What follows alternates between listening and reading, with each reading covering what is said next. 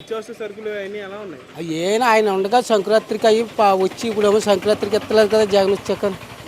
సంక్రాంతి రేట్లు పెరిగినాయా? రేట్లు ఎలా ఉన్నాయి? రేట్లు బోలు పెరిగినాయి, బాగా పెట్రోల్ రేట్లు, అన్నీ పెరిగినాయి. ఆడిచ్చేది ఏదో మందు అమ్మ రేట్లు, మందు రేట్లు మందు రేట్లు ఇంక చెప్పక్కర్లేదు. షీప్ 30 రూపాయలు 150 రూపాయలు అమ్ముతున్నాడు. అవునా? ఆ. ఇదివరకు అలా ఉందా? ఈ వరకు మరి 60 రూపాయలు కాయది, ఇప్పుడు 150 రూపాయలు.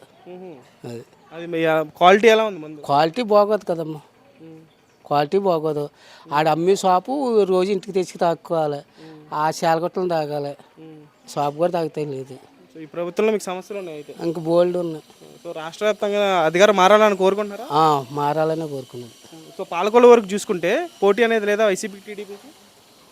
మాకైతే ఇదే వస్తుంది, రామానాయుడు గారు. రామానాయుడు.